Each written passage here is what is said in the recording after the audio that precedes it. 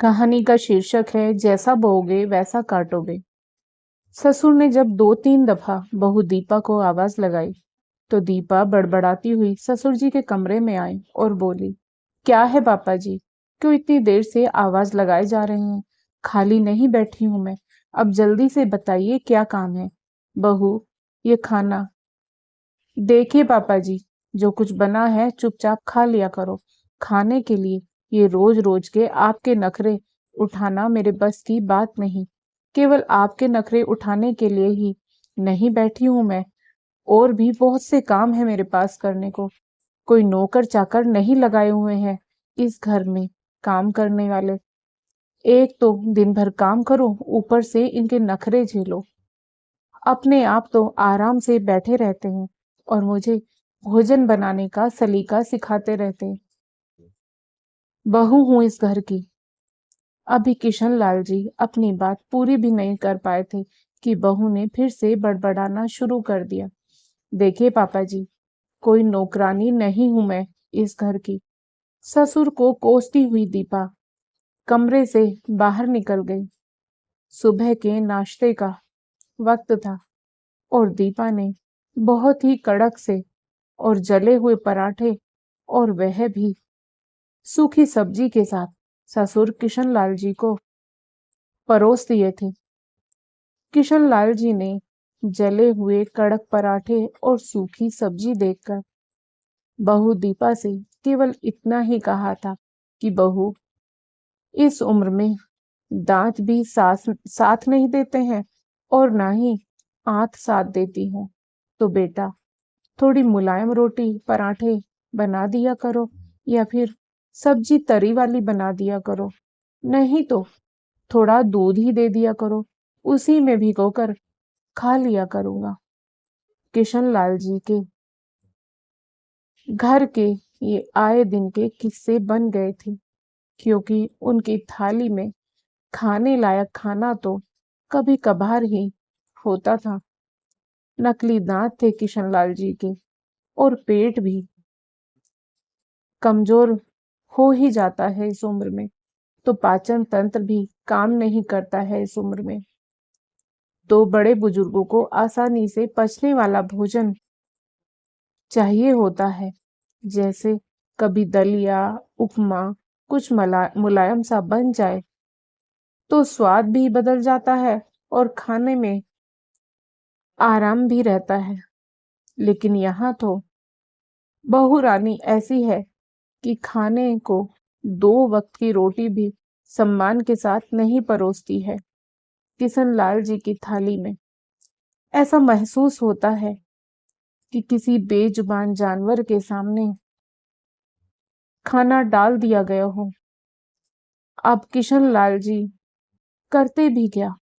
बेटे की जिद पर गांव वाला घर बेच जो दिया था, और बेटे ने उसी के पैसे से शहर में ये घर खरीदा था।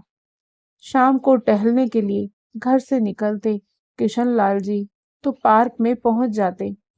यहाँ पर उनके कई मित्र बन चुके थे। टहलने के बहाने मित्रों से मुलाकात हो जाती और थोड़ी गपशप हो जाती। बुढ़ापे के मित्रों की बातें कभी कल की सुखद यादों में चली जाती, तो कभी भविष्य की चिंताओं पर आकर रुक जाती। आज किशन लाल जी थोड़े उदास से लग रहे थे। जैसे ही पार्क में पहुंचे तो सुधीर बाबू उनके उदास चेहरे को देखकर सोच रहे थे कि कोई तो बात है, आज मेरा दोस्त कुछ उदास सा लग रहा है।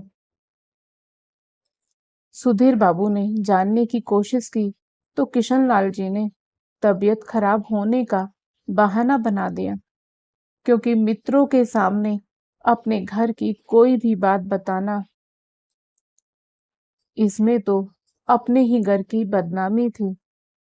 और जितने मुंह उतनी बातें, बेवजह अपने घर की इज्जत उछलेगी। पता नहीं कौन किस बात को किस रूप में ले और अपने घर पर कैसे तोड़ मरोड़ कर परोसे। ना बाबा ना, घर की बात घर तक ही सीमित रहे। तो अच्छा है, और फिर अपनी परवरिश पर भी तो सवाल उठता है कि ना जाने कैसे संस्कार दिए हैं अपनी औलाद को, जो पिता की परवाह ही नहीं करता है। पिता का खाना पीना और दवाइयां भी बेटे के रहमो करम पर चलती हैं। आज जल्दी ही पार्क से लौट आए थे किशनलाल जी। पार्क में भी मन नहीं लगा था उनका। बहू के दिए गए ताने रह रहकर कानों में गूंज रहे थे। रात के भोजन के वक्त किशनलाल जी ने बेटे से बात करनी चाहिए, तो बहू ने बात काटते हुए कहा कि पापा जी, दिन भर की भागदौड़ के बाद इनको चैन की 2 रोटी तो खाने दिया करिए। बातें तो बाद में होती रहेंगी। बहू के टोकते ही सिर झुकाकर खाना खाया और अपने कमरे में चले गए किशनलाल जी, क्योंकि बेटे ने भी एक बार भी नहीं पूछा कि पापा जी क्या बात है, आप क्या कहना चाहते हैं। कमरे में बिस्तर पर लेटते ही उनकी आंखों के सामने पुराने दिनों की यादें ताजा होने लगी कि कैसे सुमन जी एक एक कर एक एक गरम रोटी ही खिलाती थी पूरे परिवार को, और किसी को एक रोटी खाने का मन हो तो उसे प्यार से 2 तो खिला ही देती थी। माँ अन्नपूर्णा का आशीर्वाद था सुमन जी के ऊपर। उनके हाथ के बनाए हुए खाने में स्वाद तो था ही, और साथ ही साथ परिवार के सभी सदस्यों की पसंद नापसंद का ध्यान भी खूब रखती थी। यही बेटा जिसके नखरे उठाते नहीं थकती थी, एक सब्जी ना खाने पर तुरंत दूसरी बना दिया करती थी।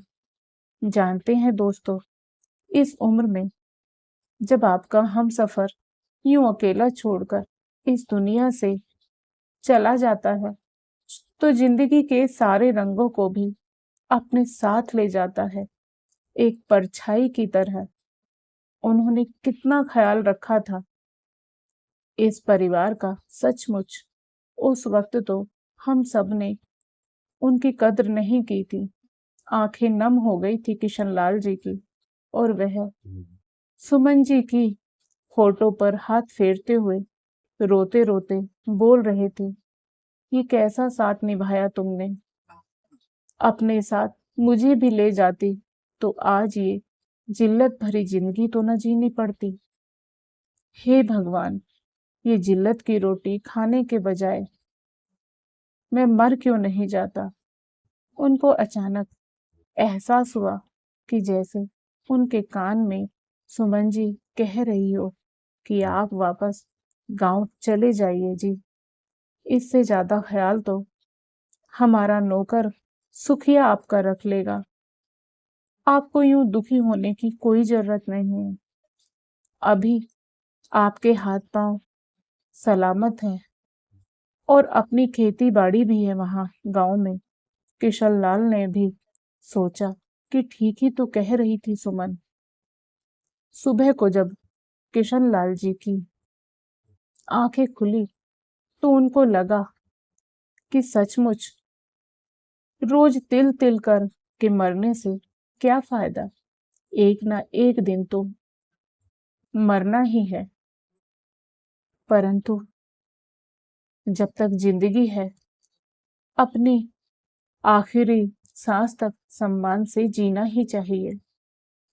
और मौत तो वो सच्चाई है जो रिश्तों की असलियत बता देती है। जैसे ही आंखें बंद, सांसें बंद, दिल की धड़कनें बंद, तो कौन से रिश्ते, कौन से नाते तुरंत ही बिस्तर से जमीन पर लिटा दिया जाता है, और रह जाती है केवल बॉडी। न माता, न पिता, न पति, न पत्नी, न ही अन्य कोई रिश्ता। रह जाती है केवल बॉडी। किशनलाल जी की अब सारी उलझनें सुलझ चुकी थी, और उन्हें सब कुछ स्पष्ट नजर आ रहा था। आज की सुबह उनके लिए एक नई सुबह थी जिसने उनके मन में एक नए जोश को भर दिया था। बहू दीपा उनके लिए नाश्ता लेकर आई तो थाली माथे से लगाकर बोले, बहू, ये भोजन की थाली वापस ले जाओ। बहू उनकी ओर हैरानी से देखते हुए बोली, क्यों, क्या हुआ पापा जी? आपको नहीं खाना था तो पहले ही बता देते, ये बर्बादी तो ना होती। अब कौन खाएगा इसे? एक ही सांस में दीपा बोलती जा रही थी। तभी किशन लाल जी बोले, बहू, इज्जत की सूखी रोटी भी बहुत होती है और बेइज्जती का तो पकवान भी किसी काम का नहीं होता है। आज मुझे तुम जो खाना दे रही हो, ऐसे खाने को तो कोई भिखारी भी खाना नहीं चाहेगा। याद रखना, आने वाले समय में तुम्हारे बच्चे भी तुम्हें ऐसा ही खाना देंगे तो तब तुम्हें कैसा लगेगा? और एक बात और कह रहा हूं कि एक न एक दिन सबके कर्म निश्चित ही उसके सामने आते हैं। उस दिन के लिए तुम भी तैयार रहना। आखिर मुझे क्या चाहिए? क्या चाहिए मुझे तुमसे? केवल 2 वक्त की रोटी ना, सम्मान के साथ, और वो भी तुम ऐसे परोसती हो कि कोई जानवर भी ना खाए। बहू, मैंने फैसला ले लिया है कि मैं अब यहाँ नहीं रहूंगा। और हाँ, मैंने गांव जाने की अपनी टिकट बुक करा ली है। मैं आज शाम को निकल रहा हूँ। रही बात खाने की, तो बाहर कुछ खा लूंगा। तुम्हें कल से कोई परेशानी नहीं होगी मेरी वजह से। दीपा के तो होश उड़ गए थे। ससुर जी के मुख से गांव चले जाने की खबर सुनकर वह सोच रही थी कि पति रोहित को पता चलेगा तो वह क्या जवाब देगी जब वह पूछेगा कि पापा क्यों चले गए। और अभी तक तो वो पापा जी को भी रोहित से ज्यादा बात नहीं करने देती थी, और पापा जी ने सब कुछ बता दिया तो रोहित तो मुझ पर बरस ही पड़ेंगे। किशन लाल जी बहुत ही सुलझे हुए और समझदार इंसान थे। वह बहुत अच्छे से जानते थे कि बेटे को पता चलेगा तो वो बहुत नाराज होगा और फालतू में उनकी वजह से पति पत्नी में मनमुटाव हो जाएगा। परंतु बेटे की केवल इतनी ही जिम्मेदारी नहीं होती है कि पिता को अपने घर में अपने साथ रखे, बल्कि पिता के साथ वक्त बिताना, उसके साथ बैठकर भोजन करना, उसके हालचाल पूछना जरूरी होता है। पिता की क्या जरूरतें हैं, ये भी तो कभी कभार पूछना जरूरी है। परंतु बेटे ने तो अपनी पत्नी पर ज्यादा ही भरोसा कर लिया और पिता से दूरी बना ली। खैर, दोनों बेटा बहू खुश रहे, मेरे लिए इससे बढ़कर कुछ भी नहीं है। उन्होंने शाम को रोहित के आ जाने पर बेटे को कहा, बेटा, खेत का कुछ जरूरी काम आ गया तो मुझे कल सुबह ही गांव निकलना पड़ेगा। और हाँ बेटा, एक बात कहनी है कि नौकरी के साथ साथ अपने पिता के लिए भी वक्त निकालना जरूरी है। रोहित को कुछ समझ नहीं आया कि पापा को कुछ शिकायत है या सचमुच में किसी काम से जा रहे हैं। और वो भी अचानक। रोहित ने कहा कि पापा जी, आप रहेंगे कहाँ? घर तो रहा नहीं। रोहित थोड़ा चिंतित था पिता को लेकर। बेटा, गांव में अभी वो घर है जो हम सभी भाइयों का था, जिसमें तुम्हारे चाचा जी रहते हैं, वहीं रहूंगा। अगले दिन सुबह सुबह सुबह ही किशन लाल जी ने अपने सामान को बांध लिया तो रोहित ऑफिस जाते हुए स्वयं पिता को स्टेशन छोड़ने गया। जाते जाते पिता ने बेटे से कहा, बेटा भूल मत जाना पिता को, समय निकाल कर याद करते रहना अपने बूढ़े पिता को। और फिर ट्रेन में बैठकर गांव रवाना हो गए। रोहित के मन को झकझोर गई थी पिता की वो आखिरी बात कि बेटे समय निकालकर बूढ़े पिता को याद कर लिया करने। आखिर क्या तकलीफ थी पापा को कि उन्होंने मुझे बिना बताए ही इतना बड़ा निर्णय ले लिया। गांव में रहना कोई बुराई नहीं है, परंतु यूं अचानक से गांव जाना मुझे कुछ समझ नहीं आ रहा। आखिर क्या वजह हो सकती है। दिन भर ऑफिस में काम में मन नहीं लगा रोहित का, और उसने निर्णय लिया कि कल रविवार है, सुबह को ही मैं गांव जाऊंगा और पापा जी के दिल का हाल अवश्य जानूंगा। उसे स्वयं पर ही झल्लाहट होने लगी कि वो इतना भी क्या व्यस्त हो गया था कि उसने पापा को वक्त ही नहीं दिया।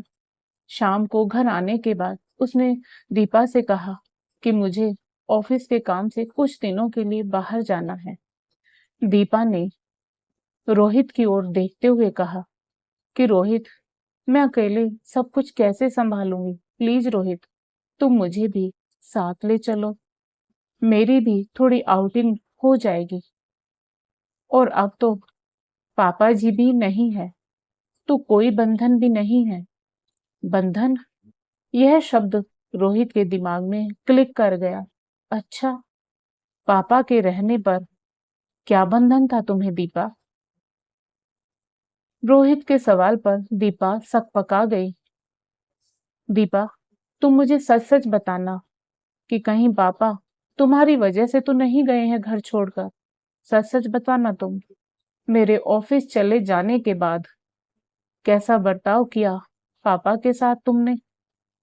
रोहित का प्रश्न सुनकर दीपा के चेहरे का रंग फीका पड़ गया। चोर की दाढ़ी में तिनका होता ही है। दीपा को लगा कि पापा जी ने उसके प्रति उनके प्रति उसके बर्ताव को निश्चित ही रोहित को बताया है। तभी वह उबलते हुए बोली कि देखो रोहित, मैं तो थक गई थी उनके प्रतिदिन के खाने को लेकर जो नखरे थे उनसे। उनका प्रतिदिन का काम था मेरे बनाए हुए खाने में मीन मेख निकालना।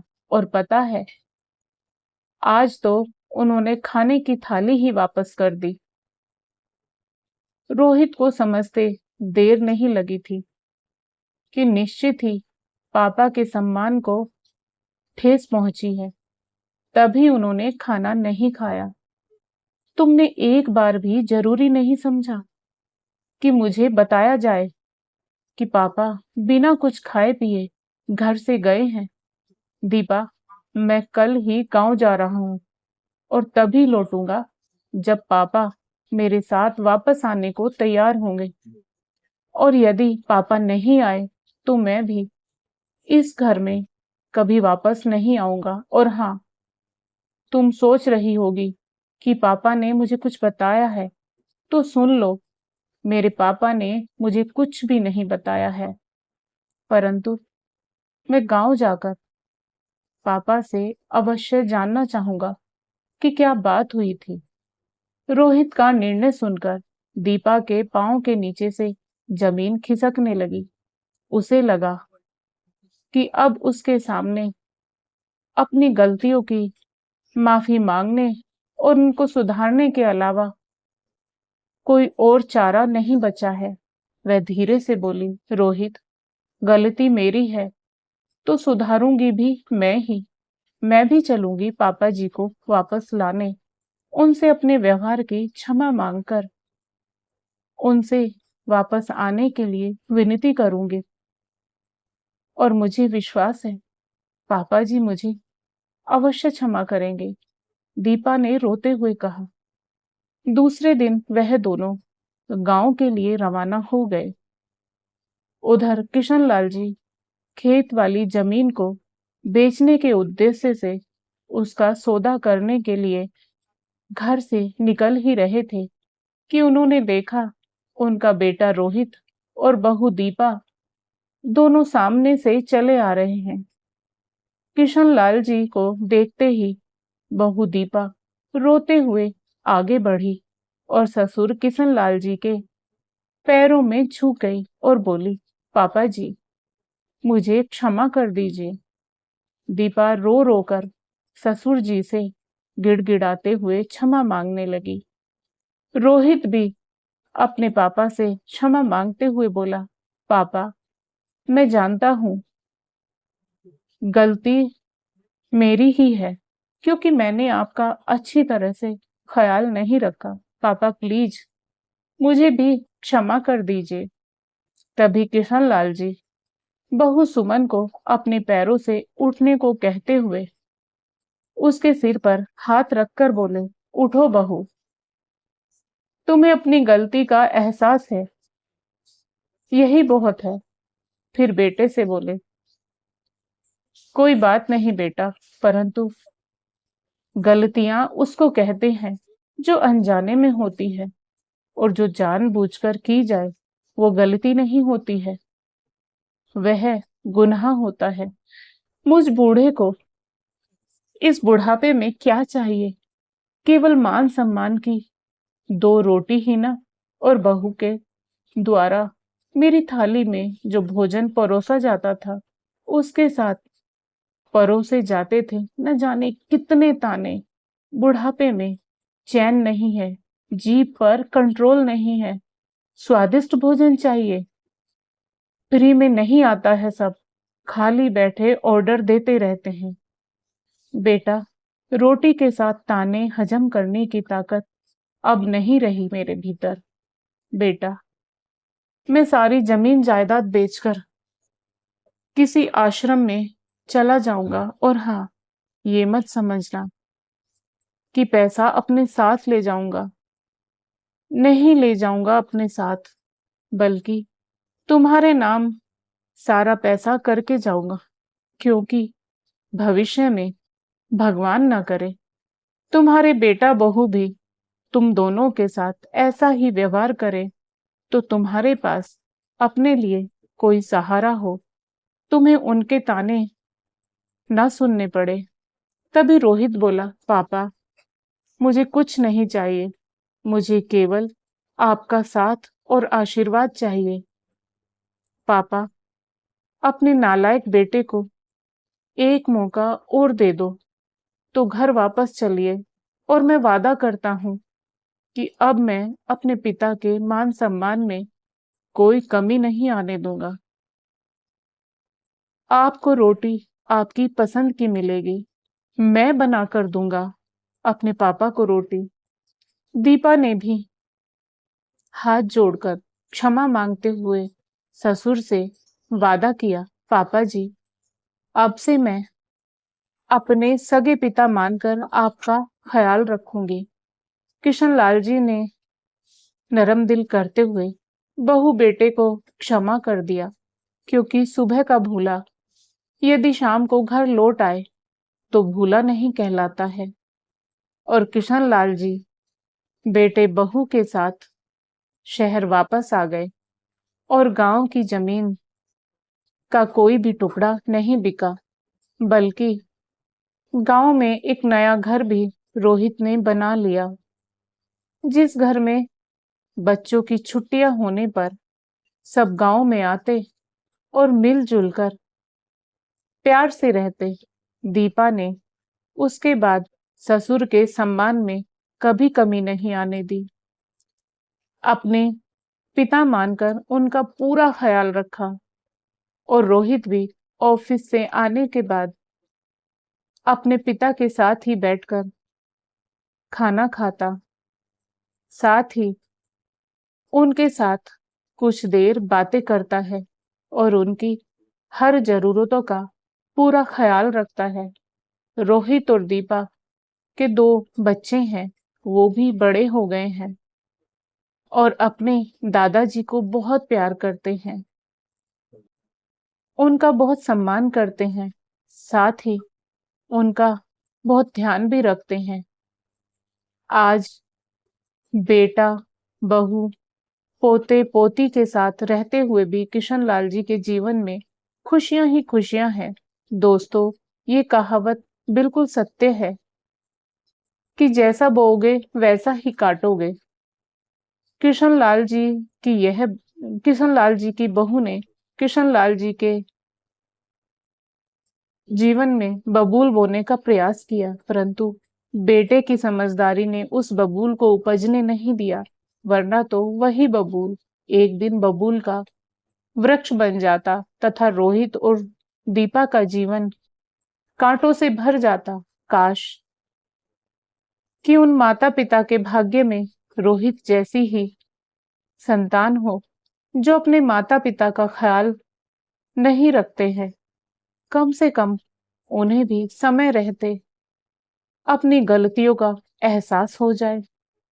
तो दोस्तों, आपको आज की कहानी कैसी लगी? कृपया कमेंट करके अवश्य बताएं।